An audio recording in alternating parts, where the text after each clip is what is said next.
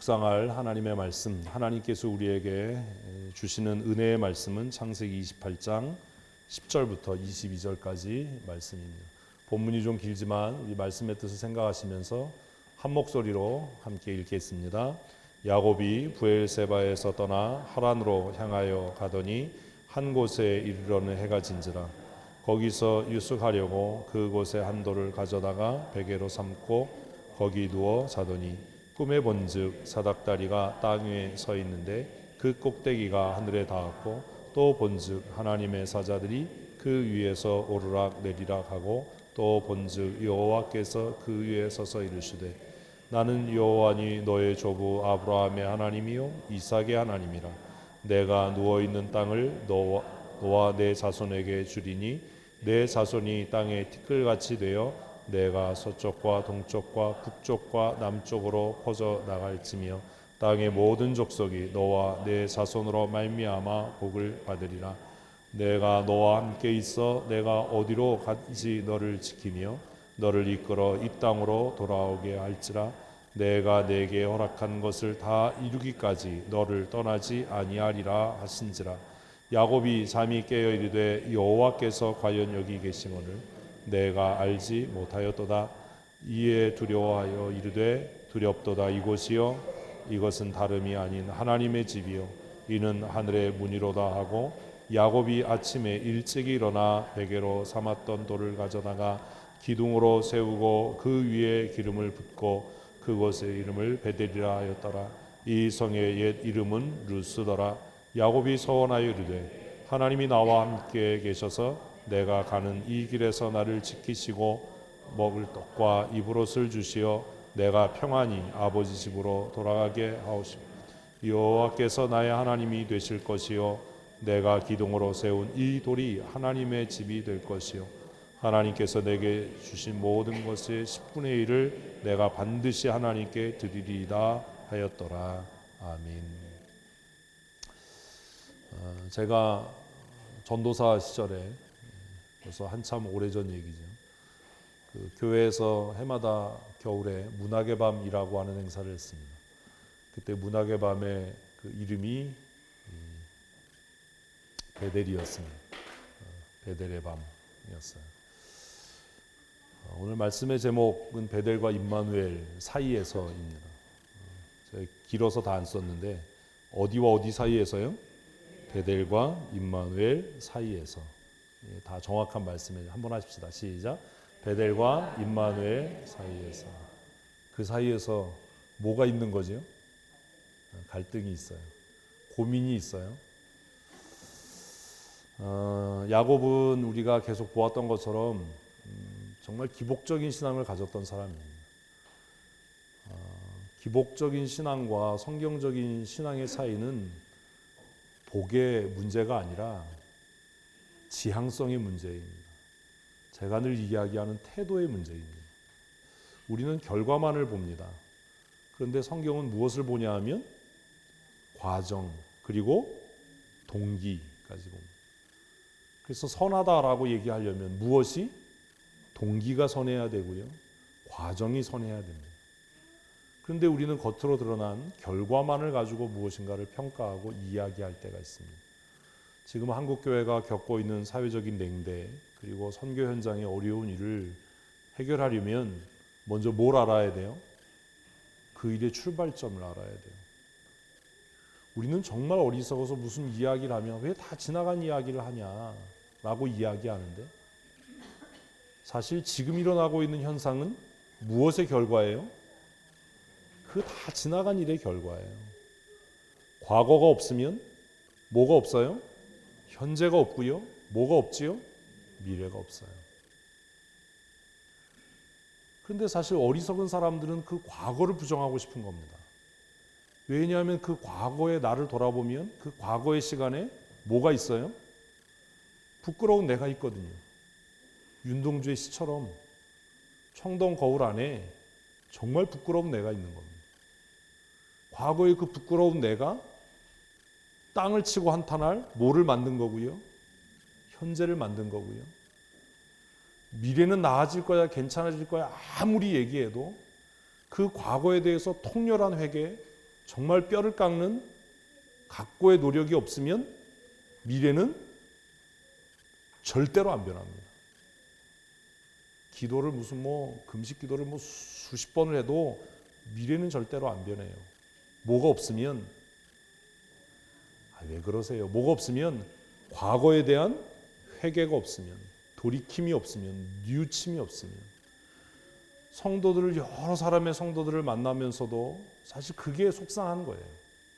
왜 자꾸 지나간 얘기를 들추어서 책망하고 야단하냐 하면, 지금이라도 당신의 미래가 나아지기를 원하면 뭐 해라? 과거에 대해서 뭐 해라? 회개해라. 가슴 아파해라.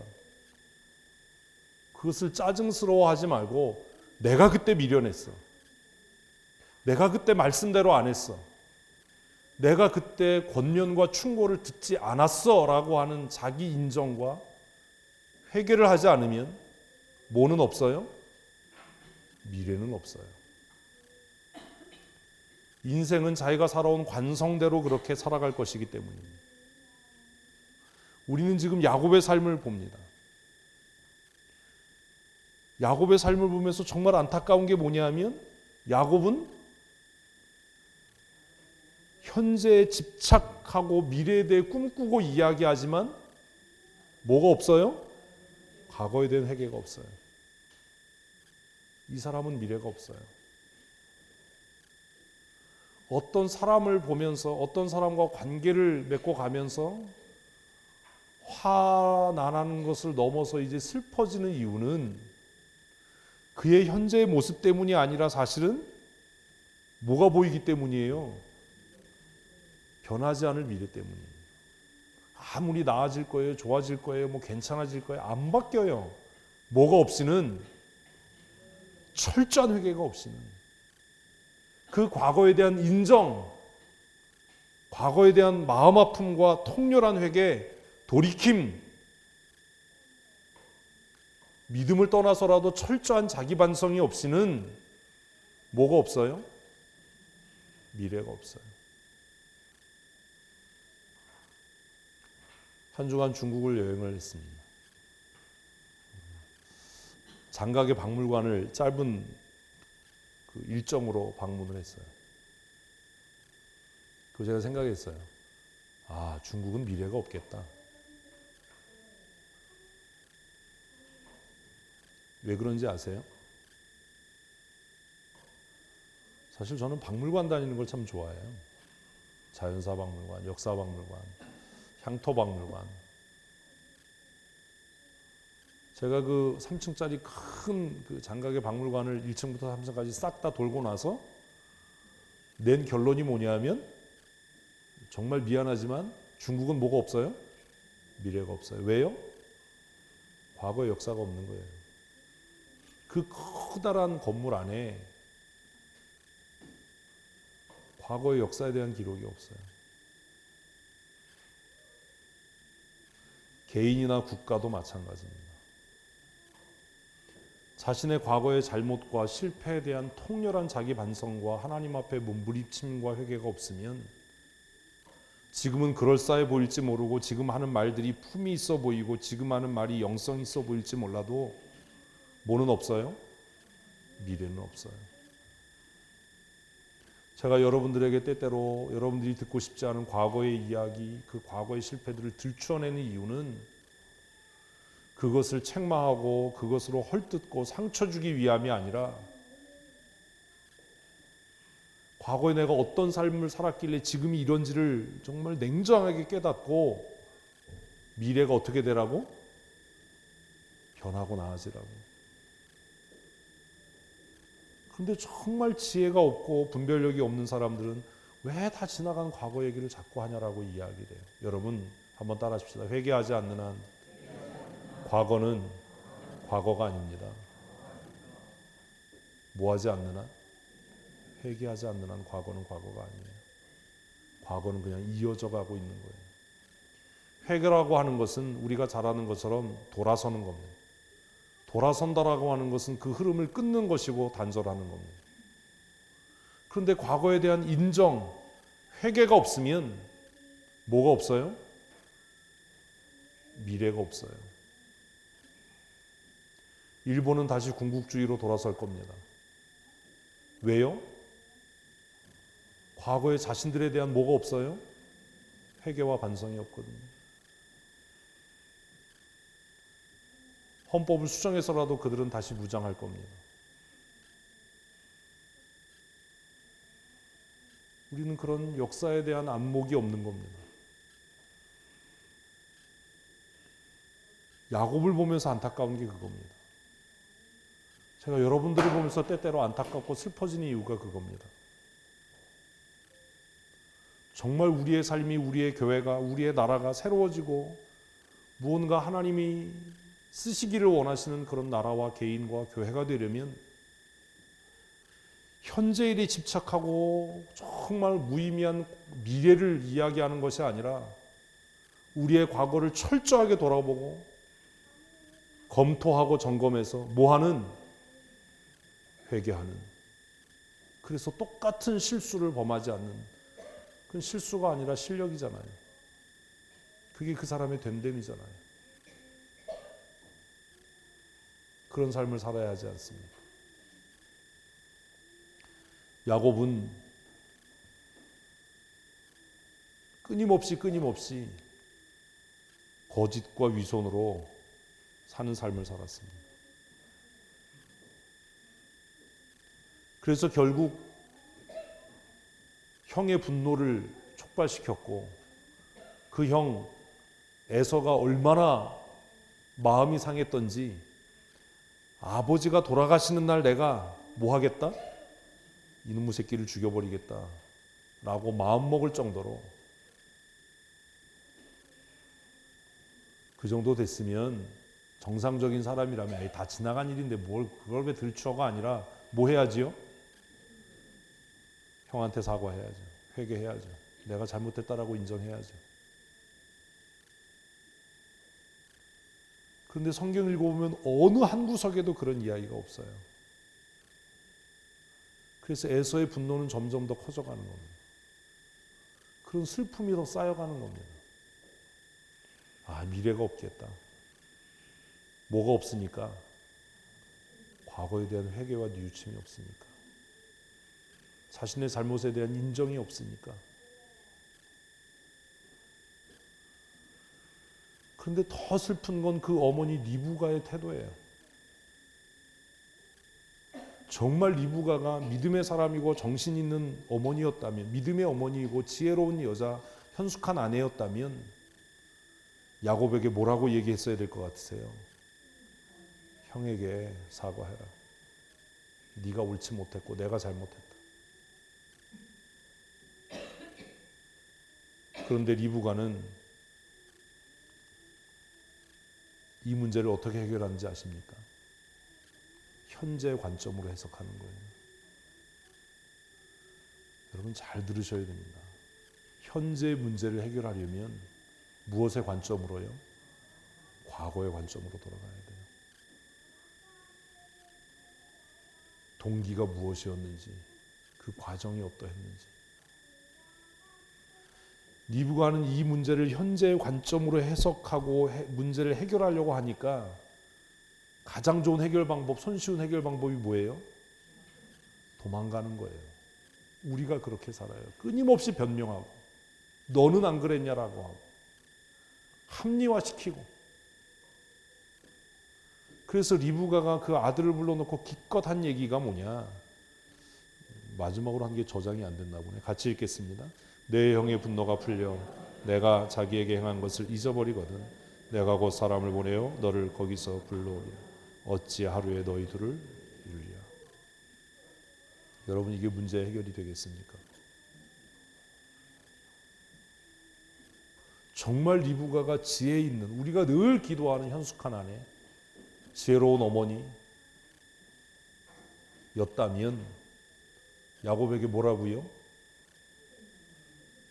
형에게 사과해라. 용서를 빌어라.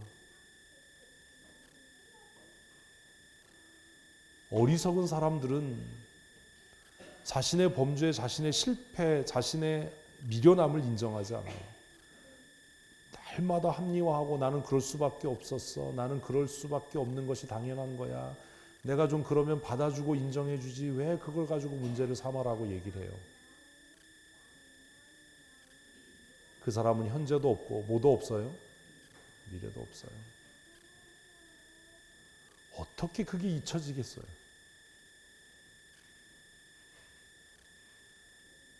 그래서 리브가는 야곱을 떠나보내려고 합니다. 시간이 지나면 이 문제가 해결될 거라고 생각합니다. 여러분, 착각하고 살지 마세요. 시간이 지나도 문제는 해결되지 않습니다. 과거는 덮는다고 해서 해결되지 않습니다. 과거를 들추어내는 사람이 나쁜 게 아니라 시간이 지나도록 뭐하지 않는, 회개하지 않는, 돌이키지 않는, 인정하지 않는 그가 나쁜 겁니다. 과거를 인정하지 않는 사람에게 가장 잔인한 복수의 방법은 내버려 두는 거예요. 더 이상 핀잔하지 않는 거예요. 책망하지 않고 꾸중하지 않고 핀잔하지 않는 건 내가 너에 대한 모든 희망을 접었다라는 완곡한 표현이기 때문입니다. 성경 잠언도 미련하고 교만해서 충고와 권면을 듣지 않는 사람을 뭐 하지 말라고요? 책망하지 말라고 이야기해요.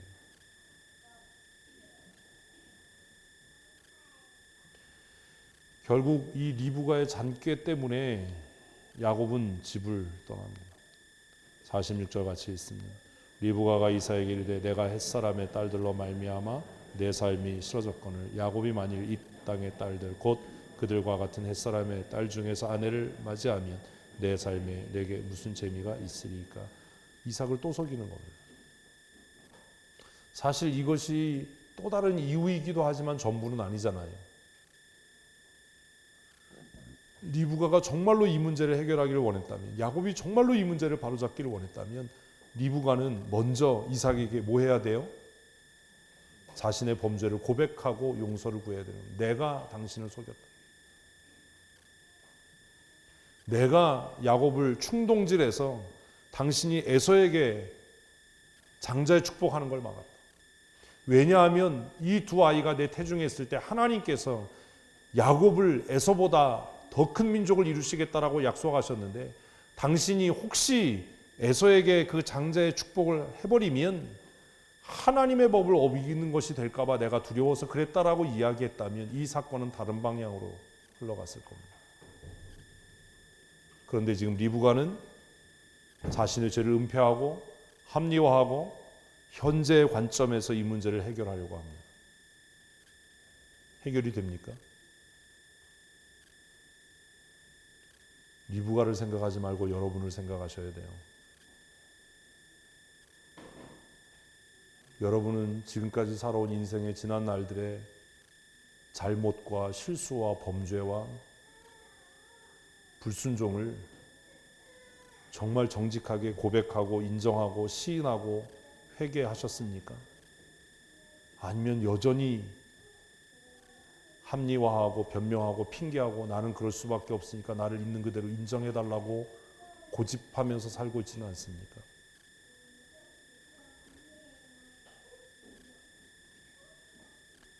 리브가는 이것이 최선의 방법이라고 생각했을 겁니다. 자신의 죄를 인정하지 않는 사람들의 삶의 패턴은 이와 같습니다. 나는 잘못한 게 없는 거예요. 나는 시대의 희생양이고 억울한 거예요.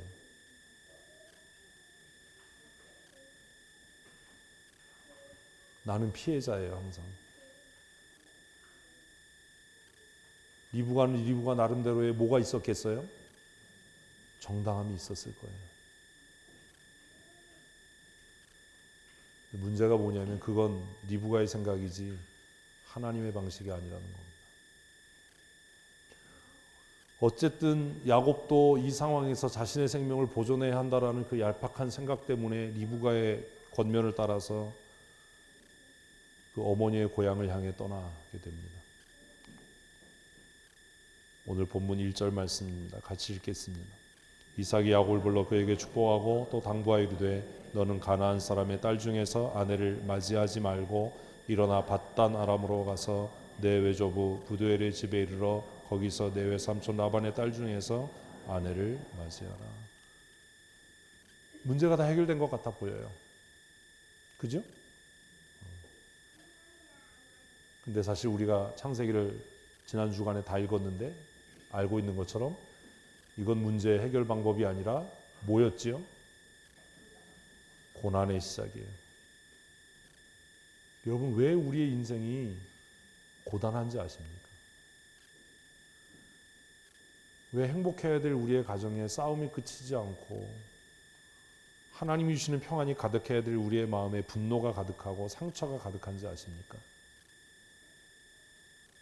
이유는 딱 하나예요. 뭐에 대한, 모르시면 따라하십시다. 내 죄에 대한 인정함이 없기 때문이다. 다른 사람이 야속하는 거예요. 우리의 가정이 하나님이 주신 은혜로 화평하고 내 삶이 하나님이 주신 기쁨으로 충만하기를 원한다면, 지금보다 더 나은 미래를 열어가는 교회가 되기를 원한다면 과거의 우리의 잘못에 대한 뭐가 있어야 된다고요?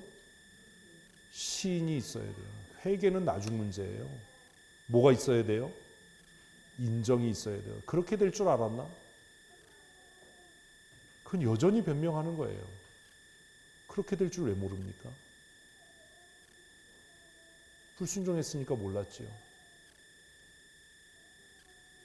첫째는 내 자신의 과거의 범죄와 불순종과 고집과 나태함에 대한 뭐가 인정이 있어야 돼요. 한번 하십시다. 하나님, 나는 그런 사람입니다.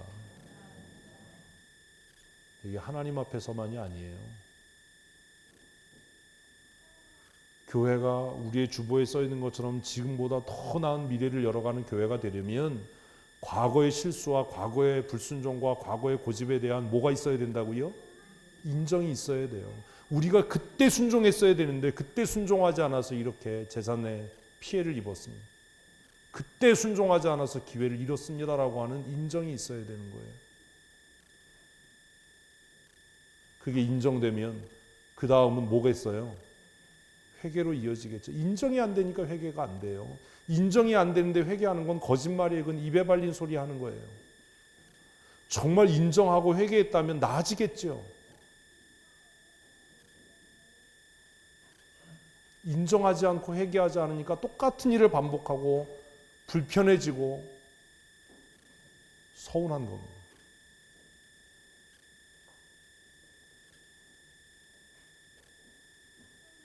리브가도 야곱도 정말 인본적인 사람인 겁니다.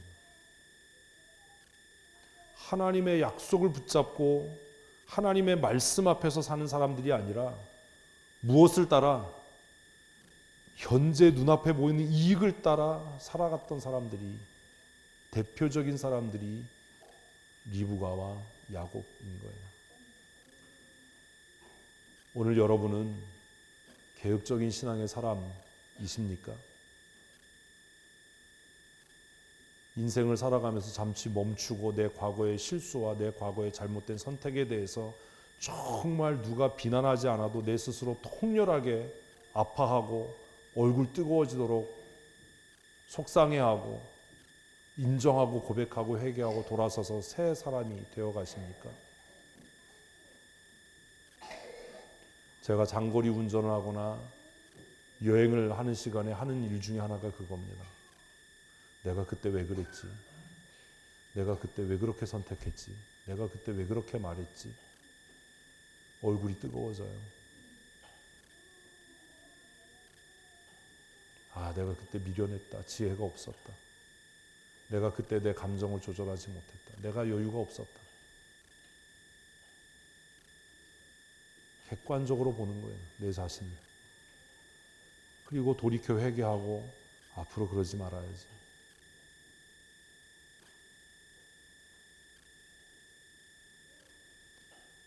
우리 교회가 현재보다 더 나은 미래를 열어가는 교회가 되려면 우리 교회가 과거에 잘못했던 것들을, 실수했던 것들을 첫째는 뭐 하고? 하나님 앞에 인정하고, 그리고 철저하게 뭐 해야 한다고요? 회개해야 하는 겁니다. 그러지 않으면 미래는 없습니다.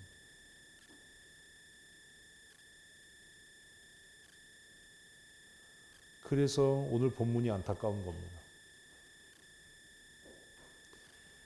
야곱은 결국 리브가의 잔꾀와 자신의 인본적인 성향에 따라서 하란을 향하는 긴 여정을 시작합니다. 10절 말씀을 읽겠습니다. 야곱이 브엘사바에서 떠나 하란으로 향하여 가더니 한 곳에 이르러는 해가 진지라 거기서 유숙하려고 그곳에 한 돌을 가져다가 베개로 삼고 거기 누워 자더니. 자, 보십시오. 이걸 신앙생활로 생각하면 그런 거예요. 신앙생활하면서 자신에 대한 인정과 회개가 없으면 피하고만 싶어지는 거예요. 제가 웃으면서 그래요. 여러분 가끔 그럴 때 있잖아요. 우리 교회 안 나오고 싶을 때 있잖아요. 그죠? 교회 많은데 에이씨 다른 게 다 하지. 야곱이랑 똑같은 거예요. 제가 그래서 웃으면서 얘기해요. 고생이 안 끝난다. 교회를 떠나지 마라. 왜냐하면 한번 따라 하실까요? 교회가 문제가 아니라 내가 문제다. 내가 문제인데 떠난다고 그 문제가 여기 남겠어요? 내가 떠나면 뭐가 따라가요? 문제가 따라가요. 어디 가도 마찬가지예요. 야곱은 생각했어요. 내가 누굴 떠나면 돼요? 에서를 떠나면 돼요. 그죠? 리브가는 생각했어요.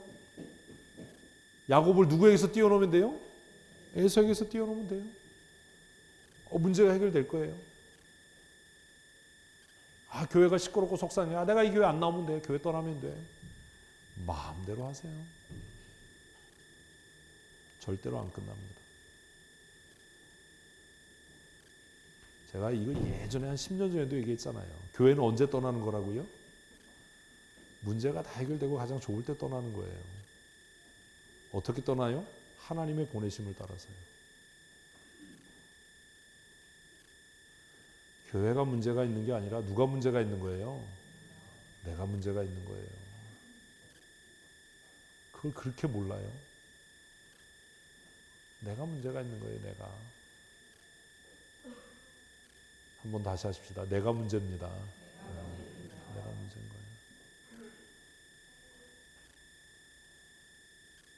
하나님은요, 한 번 택한 사람을 절대로 버리지 않아요.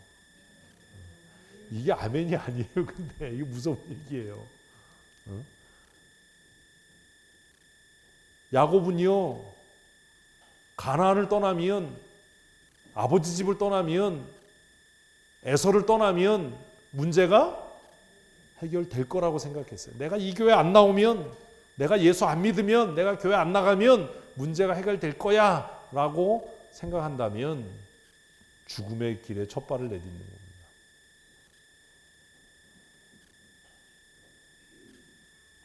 야곱은 자신의 문제에 집중하지 못하고 상황에 집중을 했어요.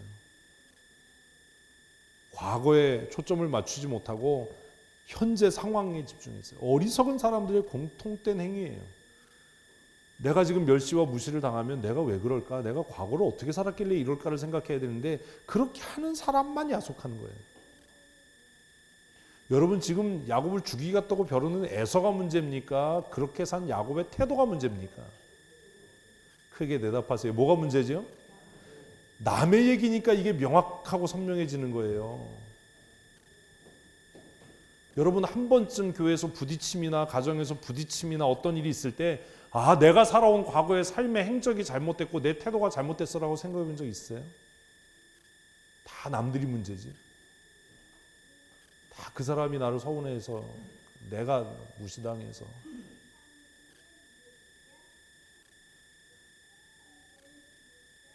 그런데 그 밤에 하나님께서 야곱에게 찾아오셨어요.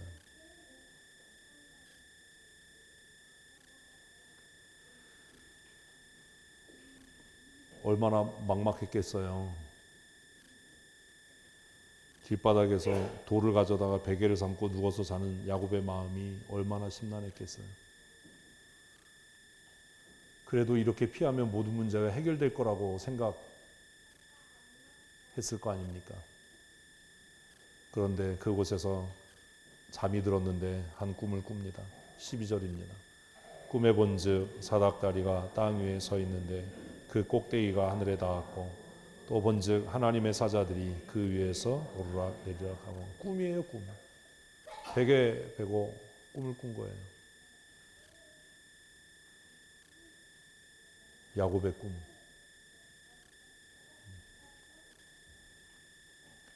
하나님은 왜 이런 꿈을 꾸게 하셨을까요? 우리는 야곱을 통해서 정말 미련하고 어리석은 사람의 전형을 봐요. 근데 이 창세기를 수십 번 읽었는데 이게 무슨 얘기인지 모르는 거예요. 내 삶에 적용이 안 되는 겁니다.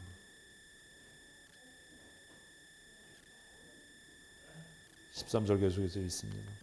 또 본즉 여호와께서 그 위에 서서 이르시되 나는 여호와니 너의 조부 아브라함의 하나님이요 이삭의 하나님이라.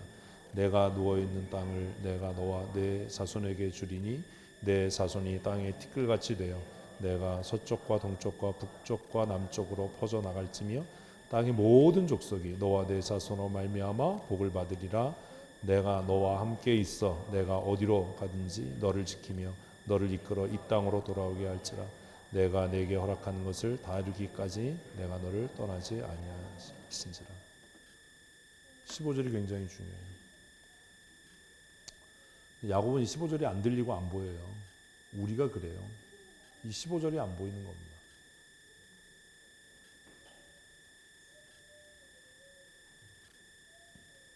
하나님은 지금 야곱에게 뭐라고 얘기하시는 거죠? 뭐라고 얘기하시는 거예요? 야곱에게 지금 하고 싶은 얘기가 뭐죠, 하나님이?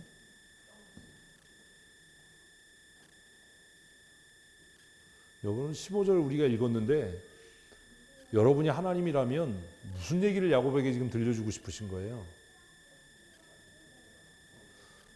설교를 논리적으로 잘 따라오셔야 돼요. 우리 교회 이 설교는 굉장히 논리적이기 때문에 잘 따라오시면 어렵지 않아요. 여러분 잘 안 따라오시는 겁니다. 지금 이 상황 속에서 하나님, 여러분이 하나님이라는 야곱에게 무슨 얘기하고 싶은 거예요? 네가 변하지 않으면 변하는 건 아무것도 없어.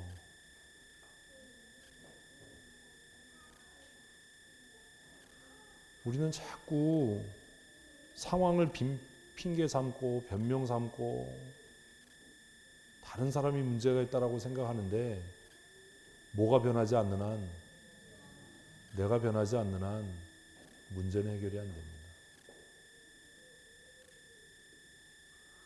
15절에서 그 글자가 보이세요? 네가 변하지 않는 한 안 끝나. 네가 변하지 않는 한 이 고난은 안 끝나. 이게 보이세요? 15절에서.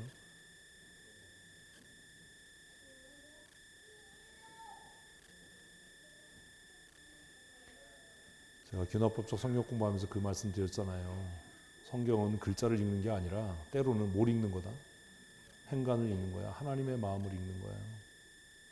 야곱은요, 지금 이 문제를 해결하려고 누굴 떠나는 거예요? 에서를 떠나는 거죠. 문제를 떠나는 거죠. 문제를 벗어나면 내가 뭐 할 수 있어? 잘 살 수 있어. 내가 이 사람하고 내가 상종 안 하면 내가 잘 살 수 있어. 너만 나를 괴롭게 하잖아. 아니에요. 그가 하나님이 내게 보낸 연마석인 거예요.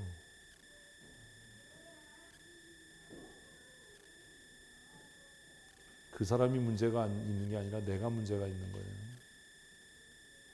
내 곁에 나를 힘들게 하는 사람을 하나님이 두신 이유는 그 사람을 위해서가 아니라 나를 보석과 같이 만들어 쓰시기 위함인 줄 믿으셔야 합니다.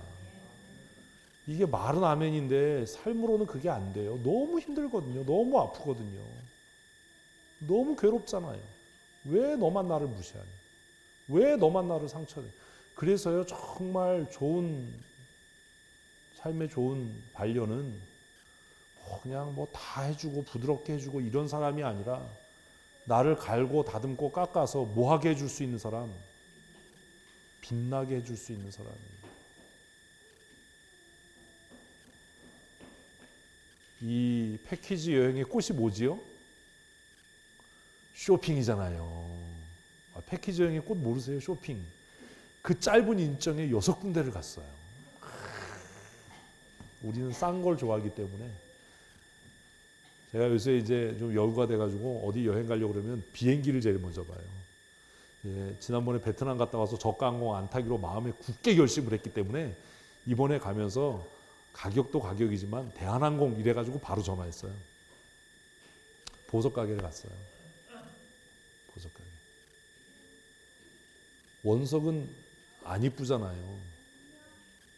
보석 가게 진열되어 있는 보석을 하나 꺼내서 반지를 꺼내서 그 매니저가 레이저 포인터 있죠? 빨간 불 나오는 거. 얘는 약해서 잘 안 보이죠? 좀 이렇게 출력이 센 걸로 이렇게 쫙 비쳤어요. 그러니까 커팅된 면에 반사가 돼서 쫙 이방 저방에서 와 다 이거 보는 거예요. 그 원석이 그렇게 빛날 수 있었던 건 뭐 때문이죠? 그 친구를 갈고 다듬고 아프게 했던 연장 때문입니다. 내 인생에 나를 고귀하게 해주는 사람은요, 나한테 신사적으로 대해주고 친절하게 해주고 부드러운 말 해주는 사람이 아닙니다. 내 인생을 찬란하게 빛나게 해줄 수 있는 사람은 보석을 갈고 다듬고 깎아서 아름답게 만드는 것처럼, 잠언의 말씀처럼 사람이 사람의 낯을 빛나게 하는 거예요. 우리는 그걸 싫어해요.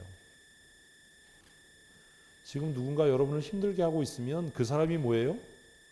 하나님이 내게 보낸 은혜의 선물이에요. 나를 뭐하게 해줄 수 있는, 빛나게 해줄 수 있는, 정말 정교하게 커팅